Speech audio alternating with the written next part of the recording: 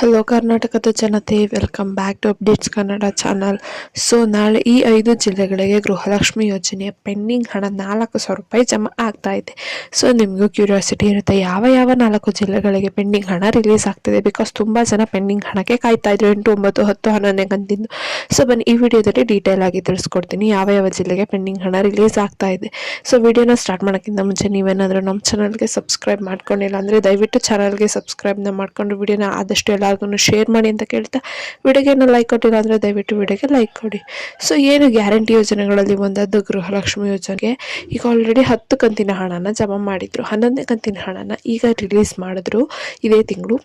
So ಈಗ 12ನೇ ಕಂತಿನ ಹಣಕ್ಕಷ್ಟೇ ಜನರು ವೇಟ್ ಮಾಡಬೇಕಾಗಿದೆ. ಸೊ ಕೆಲವು ಮಹಿಳೆಯರಿಗೆ 1 ಕಂತಿನ ಹಣವು ಕೂಡ ಜಮಾ ಆಗಿಲ್ಲ. ಇದೀಗ ಪೆಂಡಿಂಗ್ ಹಣದ ಕುರಿತಾಗಿ ಅಪ್ಡೇಟ್ ಮಾಹಿತಿಯೊಂದು ನಮಗೆ ಸಿಕ್ಕಿದೆ. ಸೊ ಏನಪ್ಪ ಅಪ್ಡೇಟ್ ಅಂತ ನಿಮ್ಗೆ ಗೊತ್ತಾಗಬೇಕಂದ್ರೆ ವಿಡಿಯೋನ ಎಲ್ಲೂ ಸ್ಕಿಪ್ ಮಾಡ್ದೇನೆ ಫುಲ್ ನೋಡಿ. ಸೊ ಈಗಾಗಲೇ ನೋಂದಣಿ ಮಾಡಿದ ಕೆಲವು ಮಹಿಳೆಯರಿಗೆ 11 ಕಂತಿನ ಹಣ ಬಂದು ಜಮಾ ಆಗಿದೆ. ಕೆಲವು ಮಹಿಳೆಯರಿಗೆ 1 ಕಂತಿನ ಹಣನೂ ಕೂಡ ಜಮಾ ಆಗಿಲ್ಲ. ಹಾಗಾಗಿ ಹಣ ಜಮಾ ಆಗದೆ ಇದಕ್ಕೆ ಮಹಿಳೆಯರು ಈಗಾಗಲೇ ಬೇಸರ ವ್ಯಕ್ತಪಡಿಸಿದ್ರು. ಆಯ್ತಾ, ಇದಕ್ಕಾಗಿ ಹಣ ಜಮಾ ಆಗುವಂತೆ ಮಾಡಲು ಸೂಕ್ತ ಕ್ರಮವನ್ನು ಸರ್ಕಾರ ವಹಿಸಿದ್ದಾರೆ. ಸೊ ಈ ಜಿಲ್ಲೆಗಳಿಗೆ ಹಣಗಳು ಬಿಡುಗಡೆ ಆಗ್ತಾ ಇದ್ದಾವೆ. ಯಾವ ಜಿಲ್ಲೆ ಅಂದ್ರೆ, ಸೊ ಇದೀಗ ಕೆಲವು ಜಿಲ್ಲೆಯ ಮಹಿಳೆಯರಿಗೆ ಹಣ ಜಮಾ ಆಗಲು ಬಾಕಿ ಇದೆ.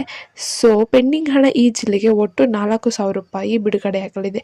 ಹೌದು, ಉಡುಪಿ, ಹಾಸನ, ಚಿಕ್ಕಮಗಳೂರು, ದಕ್ಷಿಣ ಕನ್ನಡ, ತುಮಕೂರು, ಬೆಂಗಳೂರು ಗ್ರಾಮಾಂತರ, ಬೆಂಗಳೂರು ಕೇಂದ್ರ, ಬೆಂಗಳೂರು ದಕ್ಷಿಣ, ಉತ್ತರ ಮತ್ತೆ ಚಾಮರಾಜನಗರ, ಚಿಕ್ಕಬಳ್ಳಾಪುರ, ಧಾರವಾಡ, ಮಂಡ್ಯ, ಮೈಸೂರು ಇತ್ಯಾದಿ ಜಿಲ್ಲೆಗೆ ಪೆಂಡಿಂಗ್ ಹಣ ಬಿಡುಗಡೆ ಆಗ್ತಾ ಇದೆ. ಸೊ ಏನಾದರೂ ಒಂದ್ ವೇಳೆ ನಿಮಗೆ ಹಣ ಬರ್ದೇ ಇದ್ರೆ ಹೀಗೆ ಮಾಡಬೇಕು ನೀವು.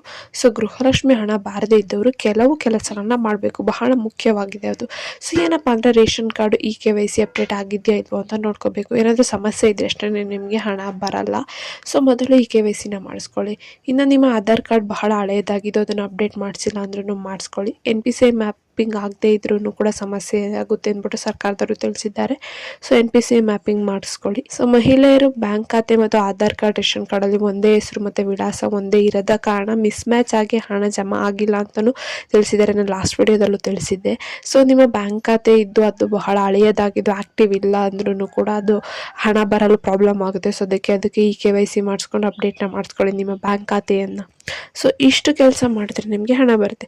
ಮತ್ತೆ ಇನ್ನೊಂದು, ಸಚಿವೆ ಏನು ಸ್ಪಷ್ಟನೆ ಕೊಟ್ಟಿದ್ದಾರೆ ಅಂದರೆ, ಗೃಹಲಕ್ಷ್ಮಿ ಹಣ ಜಮಾ ಆಗುವ ಕುರಿತಾಗಿ ಸೊ ಸಚಿವೆ ಬೆಳಗಾವಿಯಲ್ಲಿ ಮಾತನಾಡಿ, ಯಾವುದೇ ಸಂದರ್ಭದಲ್ಲಿ 5 ಗ್ಯಾರಂಟಿಗಳನ್ನು ನಾವು ನಿಲ್ಲಿಸುವುದಿಲ್ಲ. ಸೊ ಜೂನ್ ತಿಂಗಳಿನ ಹಣನ ನಾವು ಬಿಡುಗಡೆ ಮಾಡಿದ್ದೇವೆ. ಇಡೀ ರಾಜ್ಯದಲ್ಲಿ ಇವತ್ತು ಮತ್ತೆ ನಾಳೆ ಕ್ರೆಡಿಟ್ ಆಗಲಿದೆ ಎಂದ್ಬಿಟ್ಟು ತಿಳಿಸಿದ್ದಾರೆ. ಸೊ ಇದನ್ನು ಸ್ವತಃ ಲಕ್ಷ್ಮೀ ಹೆಬ್ಬಾಳ್ಕರ್ ಅವರೇ ಸ್ಪಷ್ಟವಾದ ಮಾಹಿತಿನ ನೀಡಿದ್ದಾರೆ. ಸೊ ಈ ಮಾಹಿತಿ ನಿಮಗೆ ಇಷ್ಟ ಆಯಿತು ಅಂದ್ಕೊತೀನಿ. ಇಷ್ಟ ಆದರೆ ದಯವಿಟ್ಟು ನಮ್ಮ ಚಾನಲ್ಗೆ ಸಬ್ಸ್ಕ್ರೈಬ್ನ ಮಾಡಿಕೊಂಡು ವಿಡಿಯೋನ ಆದಷ್ಟು ಶೇರ್ ಮಾಡಿ ಅಂತ ಕೇಳ್ತಾ, ಏನೇ ಪ್ರಾಬ್ಲಮ್ ಇತ್ತಂದ್ರೆ ಕಮೆಂಟ್ನ ಹಾಕಿ. ಧನ್ಯವಾದಗಳು.